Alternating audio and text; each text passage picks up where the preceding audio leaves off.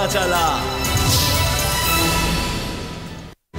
Supreme court में इन chamber समात, state bank, election commission और वजारत खजाना हुकाम की पेशी। स्टेट बैंक को फंड्स जारी करने का हुक्म। अब होंगे पंजाब पख्तूनख्वा इलेक्शन। आज का दिन है कुछ खास। उधर सुप्रीम कोर्ट में इन चैम्बर समात, इधर पार्लियामेंट का इन कैमरा इजलास। कौमी सलामती इजलास में अस्करी हुकाम की भी शिरकत। हल निकलेगा या नया बहरान जन्म लेगा, सवाल उठ गए। 22 अप्रैल के बाद निगरान हुकूमत गैर आईनी। 14 मई तक नई निगरान हुकूमत आइन का तकाजा। निगरान हुकूमतों की तहरील, पीटीआई का अदलिया से रुजू करने का फैसला। यूएई की $1 अरब की यकीन दहानी। चीन से $30 करोड़ की मदद जल्द मिलेगी। IMF से किस्त कब मिलेगी? कर्ज पर कर्ज। तजर्बाकार बढ़ा रहे हैं मईशत का मर्ज। तजर्बाकार हुकूमत का किया धरा, अच्छे भले मुल्क को जंगल बना डाला। 3 दिन गुजर गए, बोल के मार्केटिंग हेड आकाश राम का पता न चल सका।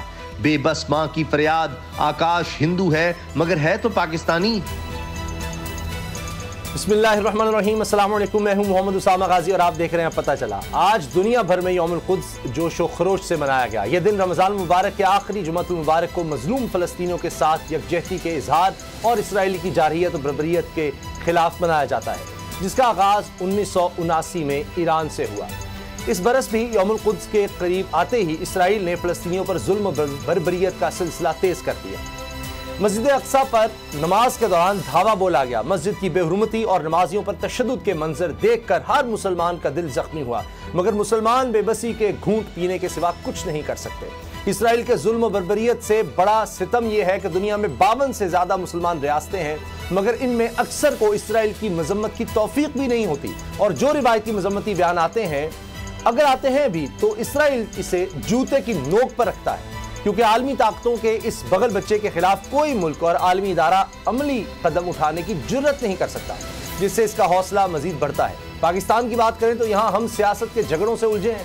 किसी की बात क्या करें, खुद हुकूमत आइन शिकनी पर उतरी है, इलेक्शन से भाग रही है। कभी सिक्योरिटी और कभी फंड्स की कमी का बहाना करके आज सुप्रीम कोर्ट ने स्टेट बैंक को फंड जारी करने का हुक्म दे दिया। दूसरा, तहरीक इंसाफ ने 90 दिन पूरे होने पर निगरान हुकूमत की तहलील के लिए अदालत जाने का इंदिया भी दे दिया है।